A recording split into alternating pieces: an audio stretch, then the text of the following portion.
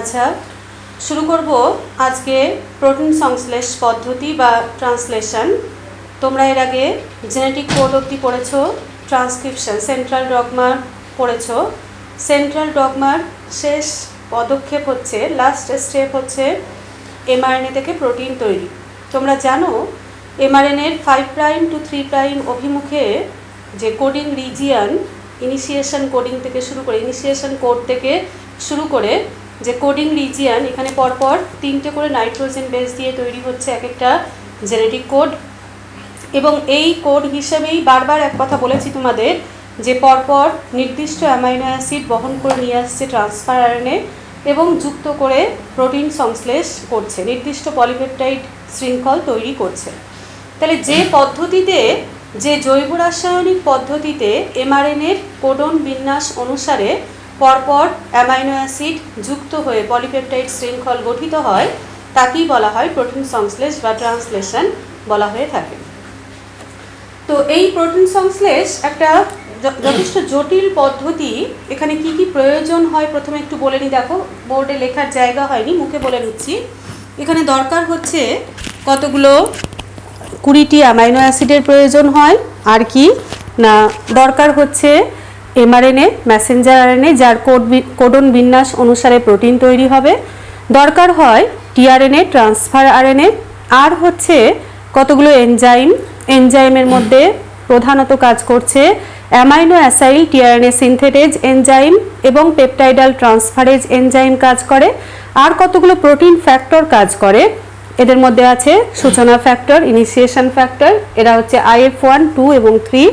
আছে elongation factor, elongation factor হচ্ছে EF, এটা 3 রকম হতে পারে, TU, TS এবং G। আর হচ্ছে কতগুলো মুক্তি ফ্যাক্টর বা রিলিজিং ফ্যাক্টর, এরা হচ্ছে RF1, RF2 এবং RF3। এই উপাদানগুলো প্রয়োজন হয়। প্রোক্যারিওটিক এবং ইউক্যারিওটিক কোষে ট্রান্সলেশন একই রকম প্রায়। আমরা এখানে আলোচনা করব ইকোলাই ব্যাকটেরিয়ার ট্রান্সলেশন পদ্ধতি। ইকোলাই ব্যাকটেরিয়ার ট্রান্সলেশনের শুরুতেই বলছে, দেখো যে তোমরা জানো যে পলিপেপটাইড শৃঙ্খলই তৈরি হোক না কেন, যে কোনো জীবের ক্ষেত্রে, প্রোক্যারিওট হোক ইউক্যারিওট হোক, যে কোনো জীবের ক্ষেত্রে যে পলিপেপটাইডই তৈরি হোক না কেন, প্রথম অ্যামাইনো অ্যাসিড হচ্ছে মিথিওনিন। তবে যে মিথিওনিন দিয়ে শুরু হয় তার একটা বিশেষত্ব আছে। কীরকম না, এর অ্যামাইনো গ্রুপের সাথে, মিথিওনিনের অ্যামাইনো গ্রুপের সাথে যুক্ত থাকছে একটা এন ফরমাইল গ্রুপ। তার জন্য এই ধরনের মিথিওনিনকে আমরা বলছি এন ফরমাইল মিথিওনিন, এন ফরমাইল মিথিওনিন বা F-মেট বলা হয়ে থাকে।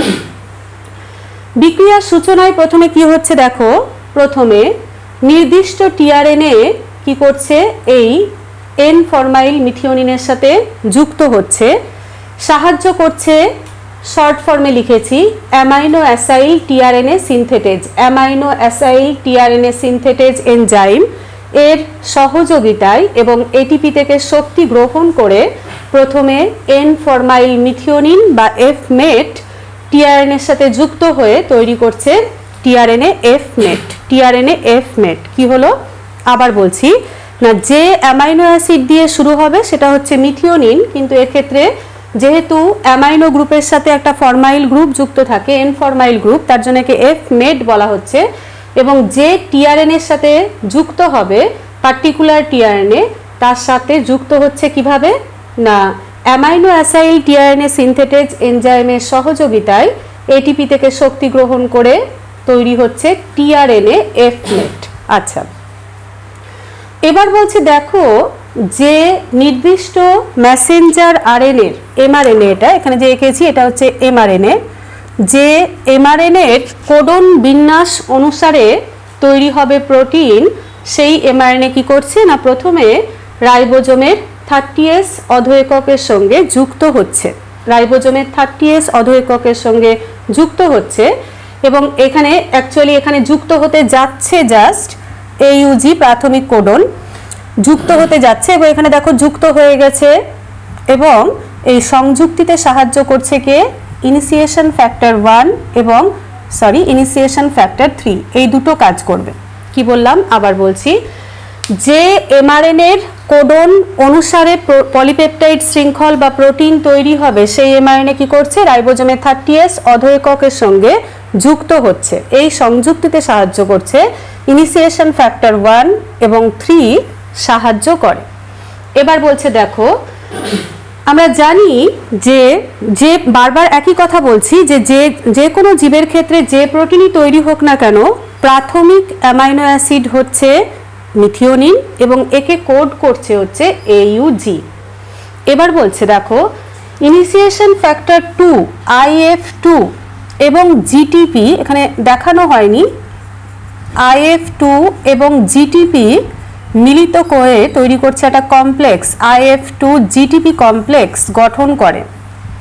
এই কমপ্লেক্স কি করছে না, এই যে তৈরি হয়েছিল টিআরএনএ এফমেট, অর্থাৎ একে আমরা বলতে পারি অ্যামাইনো অ্যাসাইল টিআরএনএ, সেই অ্যামাইনো অ্যাসাইল টিআরএনএর সাথে প্রথমে যুক্ত হচ্ছে ইনিশিয়েশন ফ্যাক্টর 2 এবং জিটিপি কমপ্লেক্স, এবং যুক্ত হয়ে জিটিপি ভেঙে গিয়ে যে শক্তি উৎপন্ন হচ্ছে সেই শক্তির সাহায্যেই এ কি করছে না, এই নির্দিষ্ট অ্যামাইনো অ্যাসাইল টিআরএনএ বা এন ফরমাইল মিথিওনিন যুক্ত যে টিআরএনএ এফমেট, একে কি করছে না, এই এমআরএনএর প্রাথমিক কোডনে আবদ্ধ হতে সাহায্য করছে, প্রাথমিক কোডনে আবদ্ধ হতে সাহায্য করছে। তাহলে কি ঘটনা ঘটলো দেখো, প্রথমে তৈরি হলো টিআরএনএ এফমেট, এরপর যে এমআরএনএর কোডন অনুসারে প্রোটিন তৈরি হবে সেই এমআরএনএ কি করছে, রাইবোজোমের 30S অধো এককের সাথে যুক্ত হলো,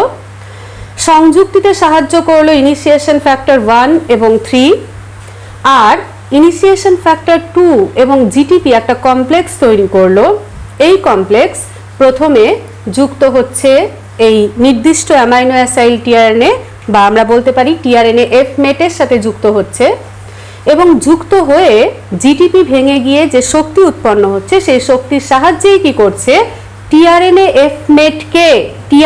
এফমেটকে বা অ্যামাইনো অ্যাসাইল টিআরএনএ কে রাইবোজোমের এমআরএনএর প্রাথমিক কোডনে আবদ্ধ হতে সাহায্য করছে। এটা কোন সাইটে মনে রাখবে, প্রথমে যেখানে আবদ্ধকরণ হচ্ছে এটা হচ্ছে পি সাইটে আবদ্ধ হতে সাহায্য করছে, রাইবোজোমের পি সাইটে আবদ্ধ হতে সাহায্য করছে। এবং যখনই টিআরএনএ এফমেট এই প্রাথমিক কোডনে আবদ্ধ, রাইবোজোমের পি সাইটে আবদ্ধ হচ্ছে, টিআরএনএ এফমেট যখনই আবদ্ধ হচ্ছে তখনই প্রোটিন সংশ্লেষের সূচনা হচ্ছে, শুরু হয়ে গেল প্রোটিন সংশ্লেষ পদ্ধতি। এরপর কি হচ্ছে না, শুরু হচ্ছে পরিবর্ধন, অর্থাৎ এর আগেও বলেছি তোমাদেরকে যে রেপ্লিকেশন, ট্রান্সক্রিপশন এবং ট্রান্সলেশন প্রত্যেকটার ক্ষেত্রেই কিন্তু একটা সূচনা আছে, একটা পরিবর্ধন আছে এবং একটা সমাপ্তি আছে। তাহলে সূচনা হলো এইভাবে, টিআরএনএ এফমেট প্রাথমিক কোডনে আবদ্ধ হলো, কোথায়, রাইবোজোমের পি সাইটে আবদ্ধ হলো। এরপর আগের মতোই একই ঘটনা, অর্থাৎ নির্দিষ্ট অ্যামাইনো অ্যাসিড টিআরএনএর সঙ্গে যুক্ত হবে এটিপি থেকে শক্তি গ্রহণ করে, নির্দিষ্ট অ্যামাইনো অ্যাসাইল টিআরএনএ সিনথেটেজ এনজাইমের সহযোগিতায় এক নির্দিষ্ট টিআরএনএ নির্দিষ্ট অ্যামাইনো অ্যাসিডের সঙ্গে যুক্ত হয়ে তৈরি করবে অ্যামাইনো অ্যাসাইল টিআরএনএ। একই রকমভাবে অ্যামাইনো অ্যাসাইল টিআরএনএ তৈরি হবে, অর্থাৎ নির্দিষ্ট অ্যামাইনো অ্যাসিডের সাথে নির্দিষ্ট টিআরএনএ যুক্ত হচ্ছে, কার সাহায্যে, এটিপি থেকে শক্তি গ্রহণ করছে, এবং এখানে কোন এনজাইম কাজ করছে, অ্যামাইনো অ্যাসাইল টিআরএনএ সিনথেটেজ কাজ করে। এরপরে একই রকমভাবে দেখো, যেহেতু পরিবর্ধন তাই ফ্যাক্টরটা হচ্ছে ইলংগেশন ফ্যাক্টর EFTU, এবং একই রকমভাবে জিটিপি মিলিত হয়ে তৈরি করবে একটা কমপ্লেক্স গঠন করবে, এবং এই কমপ্লেক্স কি করবে, ওই নির্দিষ্ট অ্যামাইনো অ্যাসাইল টিআরএনএর সাথে, এই যে দেখো এখানে এটা করেছি আর একটা এসে জুড়ছে, নির্দিষ্ট অ্যামাইনো অ্যাসাইল টিআরএনএর সাথে যুক্ত হবে এই কমপ্লেক্স। যুক্ত হয়ে কি করবে না, এই নির্দিষ্ট অ্যামাইনো অ্যাসাইল টিআরএনএ কে রাইবোজোমের এ সাইটে আবদ্ধ হতে সাহায্য করবে। এখানে আর একটা জিনিস যেটা বলতে হতো সেটা হচ্ছে, যখন এই জিটিপি ভেঙে গিয়ে শক্তি উৎপন্ন হচ্ছে সেই শক্তির সাহায্যেই কিন্তু রাইবোজোমের 50S অধো একক এসেও যুক্ত হয়েছে সূচনাতেই, সূচনাতেই কি হলো না এই কমপ্লেক্স জিটিপি ভেঙে যে শক্তি উৎপন্ন করে সেই শক্তির সাহায্যেই কিন্তু রাইবোজোমের 30S এবং 50S অধঃএকক একসাথে যুক্ত হয়। প্রথমে ছিল 30S, তারপরে 50S এসে জুড়ে গেছে। এবার চলে আসছি এই ঘটনা, তাহলে কি হলো, একই রকম ভাবে প্রথমে তৈরি হলো পরিবর্ধন পর্যায়ে অ্যামাইনো অ্যাসাইল টিআরএনএ, তৈরি হলো elongation factor TU GTP complex. এই কমপ্লেক্স যুক্ত হচ্ছে অ্যামাইনো অ্যাসাইল টিআরএনএর সাথে, জিটিপি ভেঙে গিয়ে শক্তি উৎপন্ন হচ্ছে এবং সেই শক্তির সাহায্যে কি করছে না এই নির্দিষ্ট অ্যামাইনো অ্যাসাইল টিআরএনএ কে ইএফটিইউ জিটিপি কমপ্লেক্স রাইবোজোমের এ সাইটে আবদ্ধ হতে সাহায্য করছে। আচ্ছা, এবং এরপরে দেখো যখনই তাহলে এর কাজ কমপ্লিট হয়ে গেল, এর কাজই হচ্ছে ইএফটিইউ জিটিপি কমপ্লেক্স বা প্রথমে সূচনাতে বলেছিলাম IF2 জিটিপি কমপ্লেক্স, এদের কাজই হচ্ছে নির্দিষ্ট অ্যামাইনো অ্যাসাইল টিআরএনএ কে রাইবোজোমের নির্দিষ্ট জায়গায় যুক্ত করতে সাহায্য করে। প্রথমে পি সাইটে যুক্ত হয়েছিল, তারপরে এ সাইটে এসে আরেকটা নির্দিষ্ট অ্যামাইনো অ্যাসাইল টিআরএনএ যুক্ত করতে সাহায্য করলো ইএফটিইউ জিটিপি কমপ্লেক্স। তাহলে এদের কাজ কমপ্লিট হয়ে গেল, এদের আর কোনো কাজ নেই, যেহেতু এদের কাজই ছিল অ্যামাইনো অ্যাসাইল টিআরএনএ কে এ সাইটে নিয়ে এসে যুক্ত করে দেওয়া। কাজ যখনই কমপ্লিট হয়ে যাবে তখন ইএফটিইউ এবং জিডিপি এরা পরস্পর থেকে বিচ্ছিন্ন হবে এবং এক্ষেত্রে ইলংগেশন ফ্যাক্টর টিএস কি করবে, এদেরকে রাইবোজোম থেকে সরিয়ে দিবে। রাইবোজোম থেকে এরা আস্তে আস্তে সরে যাবে, খসে যাবে এবং পরবর্তীতে আবার অ্যামাইনো অ্যাসাইল টিআরএনএ বহন করার জন্য ইএফটিইউ এবং জিটিপি মিলে কমপ্লেক্স তৈরি করবে। আচ্ছা, এবার দেখো কি হলো, তাহলে পি সাইটে যুক্ত আছে এফমেট অর্থাৎ এন ফরমাইল মিথিওনিন, আর এ সাইটে আরেকটা নতুন অ্যামাইনো অ্যাসিড যুক্ত হয়েছে অ্যালানিন।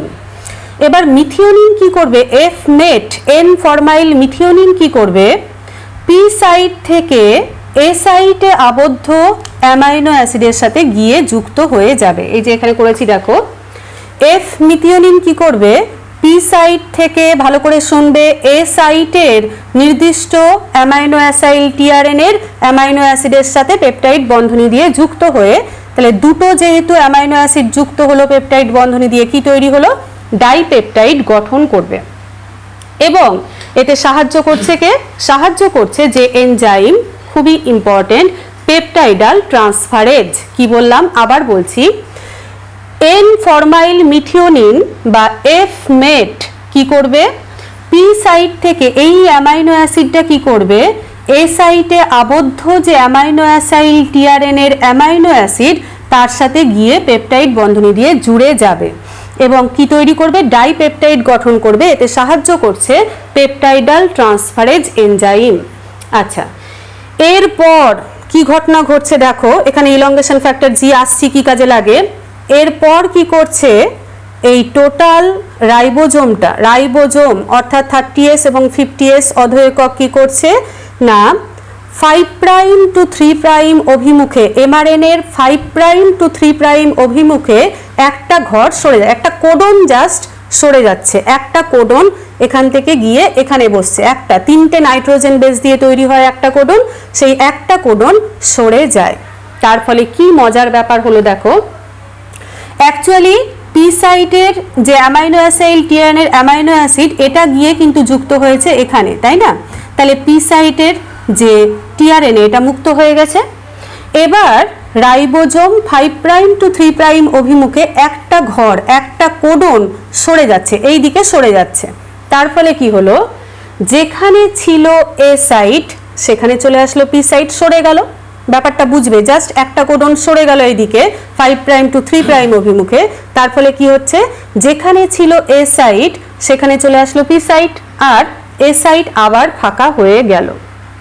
বুঝতে পারলে কি, আবার বলছি, এবং এই যে সরে যাচ্ছে এতে সাহায্য করছে ইলংগেশন ফ্যাক্টর জি, সাহায্য করে থাকে। যে সরে যাচ্ছে 5 প্রাইম টু 3 প্রাইম অভিমুখে একটা কোডন সরে যাচ্ছে, এতে সাহায্য করছে ইলংগেশন ফ্যাক্টর জি।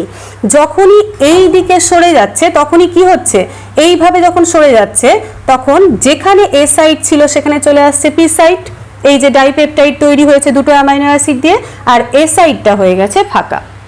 এইভাবে যা ঘটনা আমি বলে গেলাম, এরপর বারবার একই ঘটনা ঘটতে থাকবে। কি আরেকটা কথা বলতে ভুলে গেছি, সেটা হচ্ছে যখন সরে যায় এখানে কি হয়েছিল, এখানে পি সাইটের টিআরএনএটা ফাঁকা হয়ে গেছে, কারণ এর অ্যামাইনো অ্যাসিড যেটা এফ মেট ছিল সেটা অ্যালানিনের সাথে গিয়ে যুক্ত হয়ে গেছে। তাহলে এই টিআরএনএটা কি হয়েছে, ফাঁকা হয়ে গেছে। টিআরএনএর কাজই হচ্ছে অ্যামাইনো অ্যাসিডকে বহন করে আনা। তাহলে যখনই এর কাজ শেষ, যখনই রাইবোজোম একটা কোডন সরে যাচ্ছে 5 প্রাইম টু 3 প্রাইম অভিমুখে, তখনই পি সাইটের যে খালি টিআরএনএ, ফাঁকা টিআরএনএ, এটা খসে যায়, এটা এখান থেকে খসে যায়। এই যে দেখিয়েছি দেখো, এইভাবে আউট হয়ে যাচ্ছে। এইভাবে টোটাল ঘটনাটা, এবং এতে সাহায্য করছে, বারবার বলছি, ইলংগেশন ফ্যাক্টর জি সাহায্য করে। এইভাবে পুরো ঘটনাটা বারবার ঘটছে, অর্থাৎ নির্দিষ্ট এমআরএনএ এর কোডন হিসাবে নির্দিষ্ট অ্যামাইনো অ্যাসাইল টিআরএনএ এ সাইটে যুক্ত হচ্ছে। যুক্ত হওয়ার পর এই পলিপেপটাইড শৃঙ্খলটা যেখানে এখানে তৈরি হচ্ছে, এটা কি করছে, পি সাইট থেকে এ সাইডের অ্যামাইনো অ্যাসিডের সাথে গিয়ে যুক্ত হয়ে যাচ্ছে, এটা গিয়ে এখানে যুক্ত হচ্ছে। যুক্ত হওয়ার ফলে এখানকার যে অ্যামাইনো অ্যাসাইল টিআরএনএটা ছিল সেটা কি হলো, খালি হয়ে গেল। এবার রাইবোজোম আবার একটা কোডন সরে গেল, এবং যখনই সরে যাচ্ছে তখন এই ফাঁকা টিআরএনএ খসে যাচ্ছে।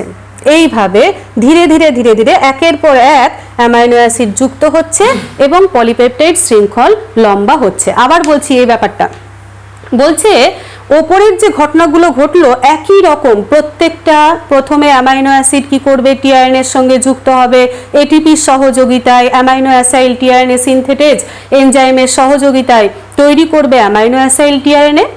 তারপর এই নির্দিষ্ট এমআরএনএ এর কোডন অনুসারে কি হবে, নির্দিষ্ট অ্যামাইনো অ্যাসাইল টিআরএনএ প্রথমে এ সাইটে যুক্ত হবে, তারপর পি সাইটে আবদ্ধ পলিপেপটাইড শৃঙ্খল কি করবে না, এই অ্যামাইনো অ্যাসিডের সাথে পেপটাইড বন্ধনী দিয়ে যুক্ত হয়ে যাবে। তার ফলে এখানকার টিআরএনএ ফাঁকা হয়ে যাচ্ছে। তারপর কি হচ্ছে, রাইবোজোম 5 প্রাইম টু 3 প্রাইম অভিমুখে একটা করে কোডন সরে যাচ্ছে। তার ফলে আবার একই ঘটনা, অর্থাৎ যেখানে এ সাইট ছিল সেখানে চলে আসছে পি সাইট, এবং এ সাইট হয়ে যাচ্ছে ফাঁকা, এবং যখন সরে যাচ্ছে তখন খালি টিআরএনএ রাইবোজোম থেকে খসে যাচ্ছে। এই ঘটনার বারবার করে পুনরাবৃত্তি ঘটতে থাকে এবং এইভাবে পলিপেপটাইড শৃঙ্খল লম্বা হতে থাকে। এইভাবে চলতে চলতে আমরা জানি এমআরএনএ এর লাস্টে কি আছে, কোডিং রিজিয়নের পর স্টপ কোডন। স্টপ কোডন কি কি হতে পারে জানো তোমরা, ইউএএ এটাকে বলছে ওকরে, ইউএজি অ্যাম্বার এবং ইউজিএ ওপাল, এই তিনটে হচ্ছে স্টপ কোডন। এবং এদেরকে চিহ্নিত করতে সাহায্য করছে কতগুলো রিলিজিং ফ্যাক্টর বা মুক্তি ফ্যাক্টর। এই দুটোকে চিহ্নিত করতে সাহায্য করছে রিলিজিং ফ্যাক্টর 1, এটা আর এটাকে চিহ্নিত করতে, অর্থাৎ ইউএএ এবং ইউজিএ কে চিহ্নিত করতে সাহায্য করছে রিলিজিং ফ্যাক্টর 2, এবং RF3 এই RF1 এবং RF2 এর কাজে সাহায্য করছে। তো এইভাবে যখন পলিপেপটাইড শৃঙ্খল ধীরে ধীরে বড় হচ্ছে তখন এক সময় এসে পৌঁছাচ্ছে স্টপ কোডন। আমি এখানে দেখিয়েছি ইউএজি অ্যাম্বার। তাহলে এই যখনই স্টপ কোডন আসছে, স্টপ কোডন মানে আমরা জানি এরা কোনো অ্যামাইনো অ্যাসিডের সংকেত বহন করে না। তার ফলে এ সাইটে কি হওয়ার কথা ছিল, কি যুক্ত হওয়ার কথা ছিল, অ্যামাইনো অ্যাসাইল টিআরএনএ না হয়ে এই নির্দিষ্ট স্টপ কোডনকে চিহ্নিত করে এখানে যুক্ত হচ্ছে রিলিজিং ফ্যাক্টর। কি বললাম না, যখনই এইভাবে চলতে চলতে স্টপ কোডন আসবে, ইউএএ বা ইউএজি বা ইউজিএ যে কোনোটাই আসুক না কেন, তাকে চিহ্নিত করছে রিলিজিং ফ্যাক্টর। ইউএএ আর ইউএজি হলে RF1 চিহ্নিত করবে, ইউএএ বা ইউজিএ হলে RF2 চিহ্নিত করবে।